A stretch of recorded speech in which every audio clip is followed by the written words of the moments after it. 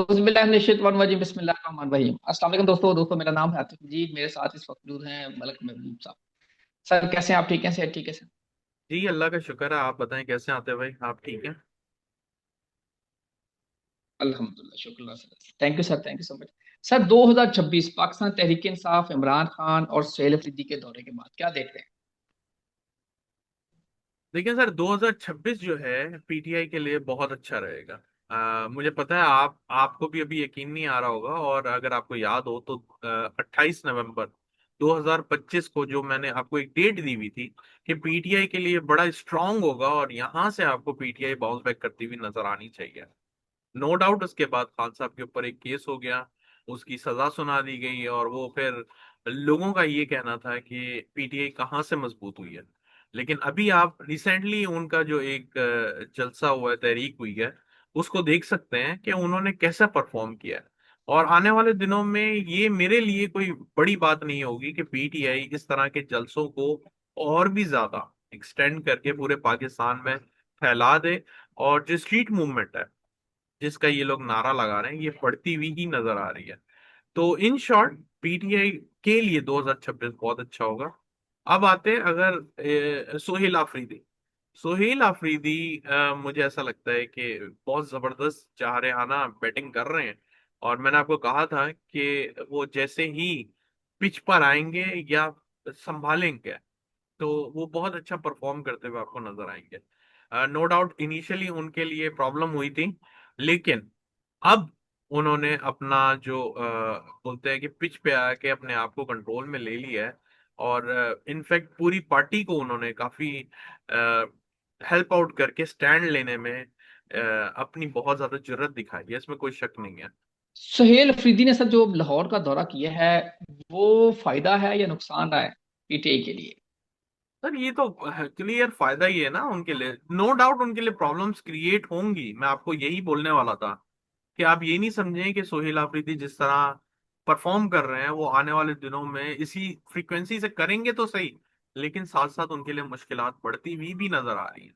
Till March उनके लिए मुश्किलात हैं, और उनके पेशेंस का, उनके इमोशंस का, और यूं भी कहा जाए कि उनके हिम्मत का टेस्ट होने वाला है कि उनके अंदर कितनी जरूरत है, कितनी हिम्मत है, और आने वाले दिनों में वो क्या कर सकते हैं। ये सब चीजों का टेस्ट जो है उनके सामने आएगा।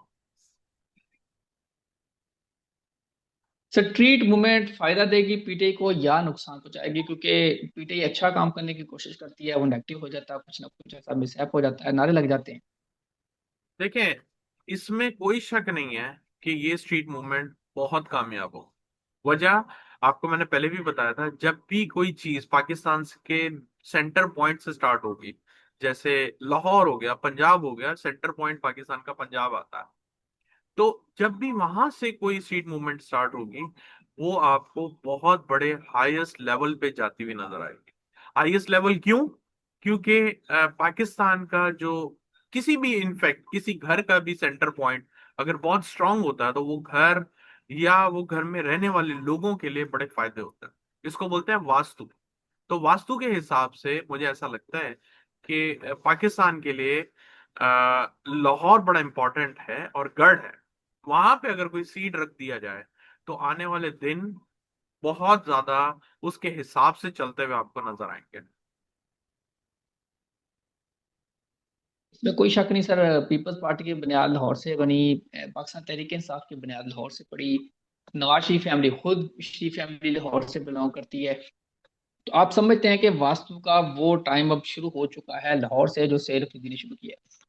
जी, वास्तु का कोई टाइम नहीं होता, वास्तु एक सिस्टम है। मतलब आप यूं कह सकते हैं कि जमीन जो होती है, जमीन के हिस्सों को मतलब यूं समझे डिवाइड कर दिया जाता है। और उस डिवाइड में वो बोलते हैं कि हर पोर्शन का एक लॉर्ड होता है, और उन सबको कंट्रोल करने वाला सेंटर पॉइंट होता है। तो जो सेंटर पॉइंट है, अगर वहां पे कुछ रख दिया जाए, कुछ कर दिया जाए, तो वहां से बड़ी स्ट्रांग मूवमेंट स्टार्ट हो जाती है, या रिजल्ट्स बड़े अच्छे मिलने के इम्कान होते हैं। आपके ख्याल में ये बिगनिंग हो चुकी है? जी बिल्कुल, मेरे ख्याल से ये बिगनिंग हो चुकी हुई है, और आने वाले दिनों में जब इसकी शाखें निकलेंगी वो पूरे पाकिस्तान को हिलाएंगी। ये बात आप याद रखिएगा। क्या अगर मैं बात करूं 2026 में इमरान खान के लिए कैसा नजर आ रहा है और खान की मिठाई नजर आ रही है? देखिए, मैं आपको एक बड़ी क्लियर बात बता रहा हूँ आतिफ भाई आज, और आपको भी सुन के हैरानी होगी कि मैंने इमरान खान के ऊपर बहुत काम किया। वजह क्या है? क्योंकि मुझे ऐसा लगता है कि उनका बर्थ टाइम, बर्थ डिटेल सही नहीं है। फिर मैंने वक्ती जायचे बनाए। एक जायचा तो मैंने आपके साथ भी शेयर किया था ऑन ऑन, मतलब आपको याद होगा जब हम बैठे हुए थे लाइव, आपने मुझे बर्थ डिटेल मतलब एक वक्ती जायचे का नंबर दिया था और मैंने उसको ओपन किया था। तो जो हालात आगे बनेंगे वो ऐसे ही लगता है कि खान साहब की फेवर में होने चाहिए, लेकिन अगर वो नहीं होते टिल मार्च, उसके बाद मैं खान साहब के ऊपर प्रिडिक्शन देना बंद कर दूंगा। उसकी वजह यह है कि ना तो हमारे पास सही बर्थ डिटेल है और ना ही हमारे पास खान साहब से कोई प्रोवाइडेड वक्ती साहित्य का नंबर है। तो खामखा हम उसके ऊपर बहस करें, लगे रहें और फिर अपने आप को सही मनवाने की कोशिश करें, इसका कोई फायदा नहीं। बिल्कुल सही है, बिल्कुल ठीक है नाज़रीन, आपने बातें सुनी। और यकीनी तौर पे मलक साहब जिस तरह बता रहे हैं कि वास्तु वास्तु क्या है, वास्तु ज़मीन का एक सेंटर पॉइंट है। इस सेंटर पॉइंट से सारी चीज़ों को जोड़ा जाता है, और जो चीज़ जो बिगनिंग सेंटर पॉइंट से शुरू होती है तो वो पीक पकड़ती है। आपने बात की पाकिस्तान तहरीक इंसाफ का वास्तु पॉइंट आ चुका है।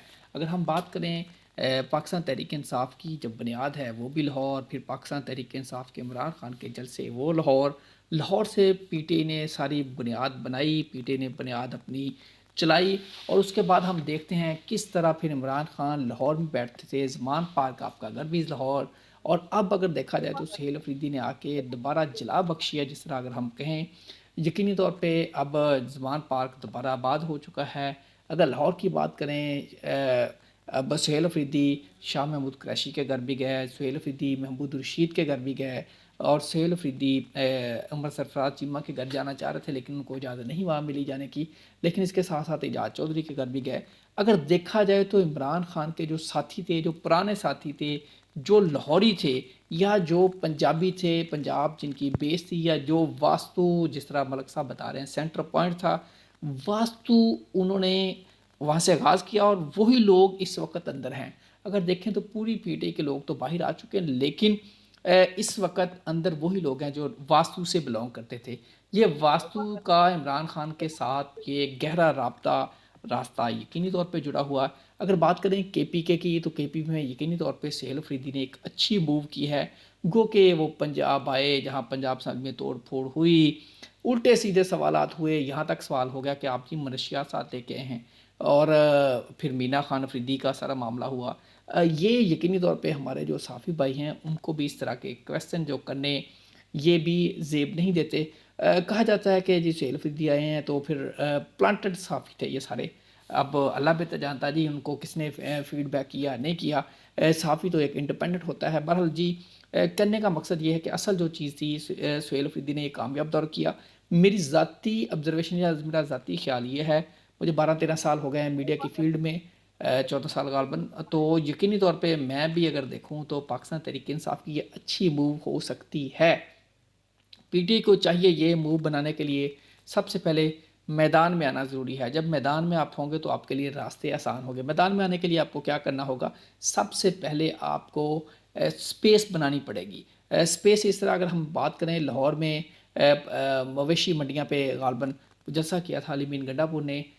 उस जलसे में बहुत लेट पहुँचे थे, लेकिन उस जलसे के बाद एक होप पैदा हो जानी थी पाकिस्तान तहरीक इंसाफ के लिए कि दोबारा लाहौर को बुनियाद बना सकें। बहरहाल वो नहीं कर पाए। उसके बाद फिर अग्रेशन का रवैया रहा जिसकी वजह से चीज़ें ख़राब हुई। पाकिस्तान तहरीक इंसाफ की जो पंजाब की लीडरशिप है वो यकीनी तौर पे अगर कुछ एफर्ट करने की कोशिश भी करती है तो उन पर पर्चे हो जाते हैं, एफ हो जाती हैं, उनके लिए मुश्किलात होती हैं। रेहाना डार को आप देख रहे हैं जिस तरह डटी हुई हैं।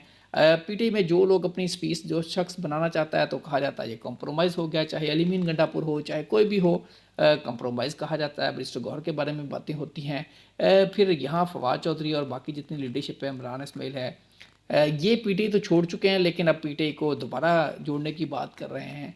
देखते हैं वो जुड़ती है नहीं जुड़ती। लेकिन एस्ट्रोलॉजी के पॉइंट ऑफ व्यू से मलक साहब जो बात कर रहे हैं, 2026 पाकिस्तान तहरीक इंसाफ का साल है। 2026 बहुत अच्छा साल होने जा रहा है।